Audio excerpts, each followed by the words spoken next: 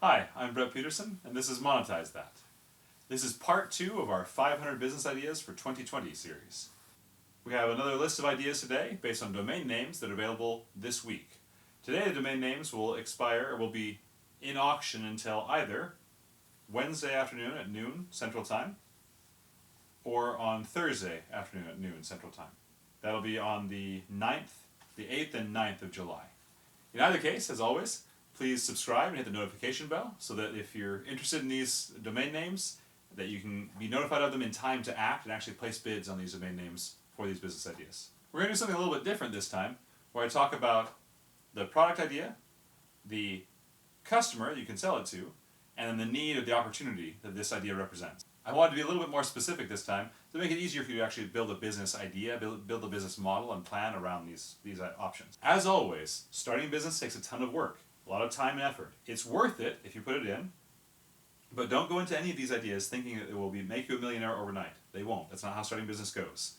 Okay, let's get started. First, acesolive.com. Grow, sell, and broker olives and olive products. So tapenade specifically is a good idea, but olive spread packages like cheese and crackers, but use olives instead of sausage or cheese. You could sell this to restaurants, but they'd probably make their own tapenade. You have better luck with private connoisseurs, people who serve parties with drinks, right? Instead of doing a cracker bar, sell olive products. Also do holiday products, right? For holiday parties, Christmas parties. Olive products are not sold everywhere. So find people who love olives but can't get enough of them and sell olive products to them. acesolive.com. Baldwriting.com. One of the meanings of bald is worn bare, like threadbare. So you can sell unadorned writing, specifically reviews of products that are unadorned. Lots of sellers on Amazon and other marketplaces need reviews and are willing to pay for them. And you can be honest and ethical, say that in your review, state you're a paid reviewer. That's fine. That's not a problem. But it helps these small shops build trust with their customers when they see somebody who's unbiased, third party. Baldwriting.com. Bamboo-kitesurfing.com. You're really selling experience here, the kite surfing experience and all the stuff that's necessary to make that happen. Who are your customers? People near a beach who haven't been able to get out for a while. Bamboo-kitesurfing.com. Birdingexperts.com. So classes, sessions, seminars, education materials about how to get started in birding, personalized birding itineraries, particular regions or areas. Their customer are people who are getting interested in starting birding. So birding is a hobby where you go out and look at birds. You don't hunt. It's still time intensive to research and work through and really get into. Another product opportunity with this is just positively identifying birds when people take pictures. People could send you pictures of the birds, and for a fee, you can positively identify what birds they are and help them add them to their life list. Birdingexperts.com. Bluesontap.com. This is a blues bar. But not many people know about blues dancing. Blues music is actually much more popular than blues dancing, which is a shame because blues dancing is amazing. It's an opportunity, it's an underserved niche. It can appeal to people who don't want to go anywhere near a dance sport, right? It's less commercial than other types of dance in a lot of ways. Bluesontap.com. dailydivas.com. Highlight a new, possibly female musician every day. Sell some of their songs or music on commission and take a cut. Who's your customer? Audiophiles. It's really, really hard to find musicians who aren't already in the top 40, but who are better than the 10 million musicians of the general mass. And so sifting through that is a valuable service. dailydivas.com. Delhicraft.com. This is Delhi like the city in India. Outsource handiwork to India and import. Skilled labor, difficult to replicate with machines, very expensive in the United States to do. Companies have traditionally gone to China for this type of thing, but labor costs in China have doubled or tripled in the past 10 years. Costs of China have become prohibitive for a lot of companies. You could be the outsourced provider of labor in India instead for custom handiwork, custom handcrafts. DelhiCraft.com. FiveRats.com. It's an animal testing service. So manufacturers of products, nutraceuticals, shampoo, need to test things before they can launch. Testing services are expensive and usually have long wait times. So you can provide a service that will either be faster at the current price, right? Or provide a smaller service package appropriate for smaller scale manufacturers. If it normally costs, $1,000 per rat test, and you have to run 5 tests, right? So a $5,000 total package. Perhaps you offer a 2-rat test that's $2,500, more per test, but less overall. Your customers are small scale manufacturers specifically who need to test things and get things into market or do quick tests. There are a ton of regulations around this, so don't go into this thinking you can avoid government regulations. Research those, do this the right way if you're going to pursue it. So 5rats.com. holyswiss.com. It's difficult to get to Switzerland to do genealogical research, and a lot of Swiss canton records aren't online already. Take orders until you have enough prepayments, essentially pre-orders, to justify you going to Switzerland. Then go over there, do the research for all the people who've ordered for you in one go. It's an opportunity to add some value to genealogical researchers. holyswiss.com. hombrejerky.com. The product is Mexican flavored jerky, so salsa flavored, mole flavored, chorizo flavored jerky, right? Your customers are either Mexican, members of the Mexican diaspora, right? Mexican immigrants into the United States if you're here in the US, or just fans of Tex-Mex food and flavors. Actual Mexican flavors don't show up in commercial jerky much, but they are delicious, and are usually appropriate for adding to meat. They're often salty and acidic. hombrejerky.com. horizonrug.com. Sell rugs, buy and sell rugs. Feels like there's a gap in the rug market between $10,000 antique rugs from Persia and the $35 IKEA carpet square. If you can provide the missing parts of that spectrum, you might be able to have a business. horizonrug.com. hungrysow.com. This is a barbecue restaurant. So please, someone from the South, move to Maine and introduce the Northeast to good barbecue. Please. hungrysow.com.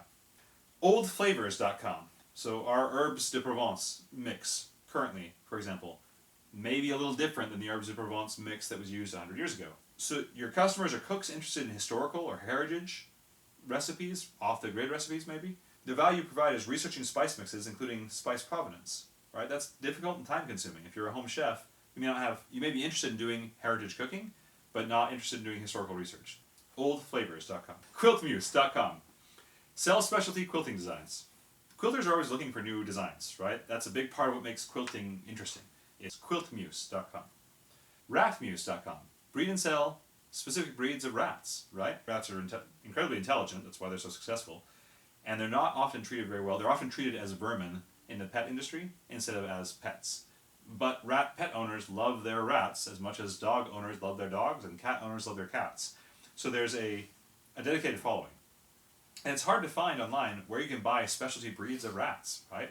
It's an underserved market, it's a growing market. You can provide availability, access, and expertise in that new market. So ratmuse.com.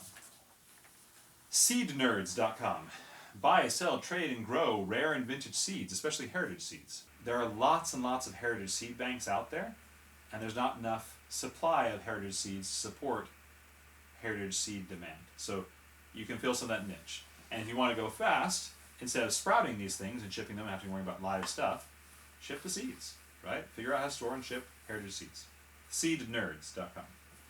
sushifairy.com. You can sell sushi making supplies. So the seaweed wrap, the equipment you need for it. You can sell specialty kits that kind of get you started on sushi. Sushi requires some very specialty ingredients, so you can help source and do a percentage cut with vendors who sell sashimi grade fish in different major metropolitan areas. However, for me, I wouldn't know what to buy. I wouldn't know how to get started. So if you can sell me kits that say, here's a sushi starter kit, here's a sushi intermediate kit, here's a book on how to make sushi, all that type of stuff, that can be a product you could sell. You can make a little store around sushi making supplies. Sushifairy.com. That'srice.com. Sell all the different varieties of rice. Be a rice specialty seller. You can make that very clear. Here's an American short grain rice that's appropriate for these recipes. Here's an East Indian basmati rice, or South Indian, basmati rice that's appropriate for these recipes. Here's sushi rice that's appropriate for this type of sushi. Here's sticky rice that you can use in these ways, right? So be a vendor of specialty rice varieties. That'srice.com. Thefrogspot.com. The first opportunity here is to buy, sell, and breed frogs, and sell it to frog pet owners and amphibian enthusiasts. The problem is that there's already another website, joshsfrogs.com, that does a really good job in that space. You'd be up against stiff competition right from the get-go. So there may be frog services you can offer, not to retail, pet owners, but to repopulating frogs in native environments, for example. Stocking ponds with frogs to help cut down on mosquitoes, right?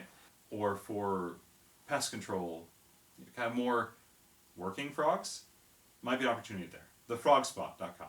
Ubercamel.com.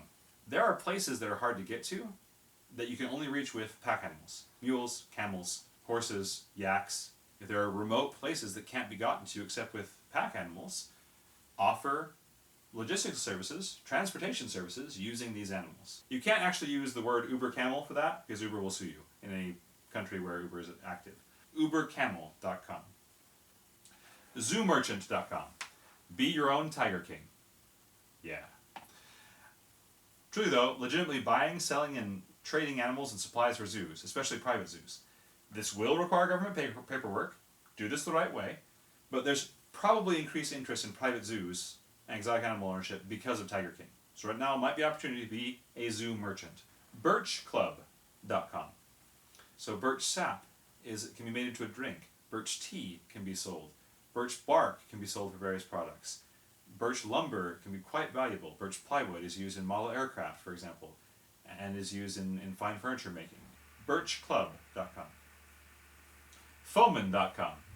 Don't start a mercenary company. Start a LARPing troupe for Renaissance fairs, medieval jousting shows, medieval combat, that sort of thing. Either with full contact metal weapons, bladed weapons, if you're very good and are willing to be very safe, or with foam padded weapons if you're LARPing. Foeman.com. HipHopOcean.com.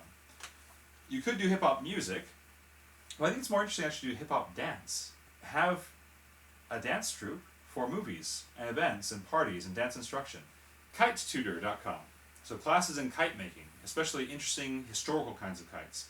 Your target market are kite enthusiasts who are interested in history and parents of children who are interested in history. There are 1,000 sites out there that sell kites. You don't want to sell modern mylar colorful kites. That market's covered.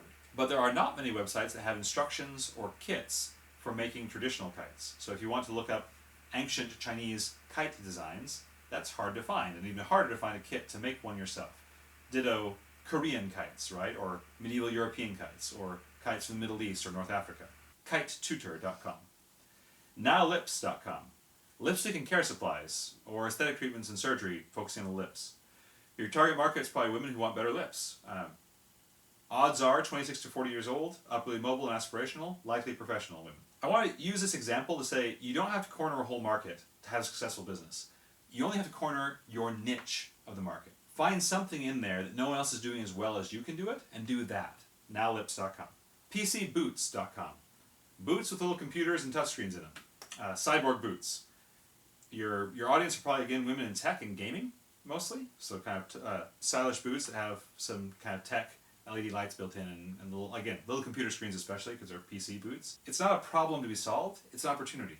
It's just weird enough to be a niche market, right? There's probably won't ever be mainstream. You're probably not going to see 10 million people on the streets of New York and LA wearing boots with computers in them. But there's probably enough interest to support a single vendor or two who make specialty boots that have electronics built in, wearable tech, right? PCBoots.com.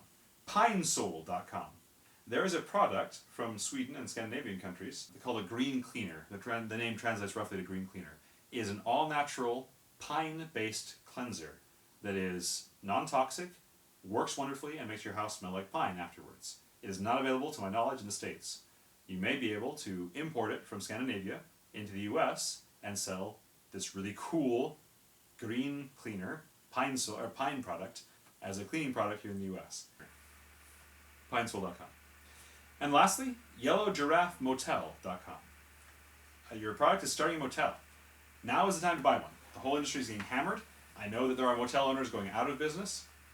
So you have an opportunity now to buy motel properties much less expensively than normal. Why is this a business? Because people will again need places to stay when they travel. Travel is not going to stop for the rest of time. Who are your customers? People who want to stay at a whimsical hotel. You can do a giraffe-themed hotel. Or if you're in South Africa or somewhere else in Africa where giraffes are native and people can take safari tours to go see giraffes. Once again, all of these, the last couple of these ones I've read, the auction ends tomorrow at 12:15, so July 8th at 12:15 p.m., just after noon. The rest end on July 9th at 12:15 p.m. If you wanted to bid on these, when I last checked, none of these actually had bids, so they were all just at the starting bid of $19 on snapnames.com. So if you're interested at all, jump on those. Otherwise, use these as inspiration. If you've watched with us thus far, thank you so much for sticking with us. Please do subscribe and hit the like button. so that we can keep providing these for you, and so that you can be notified when these opportunities come out, so you can act on them effectively. We're still kind of working through when we're going to post these, what days of the week we'll have these. We're finding our rhythm here, but especially now as we're figuring things out, you want notifications so you can see and act and hear. Thanks for listening to us. We'll see you more next time. All the best. Or what joshsfrogs.com does not do is rent frogs.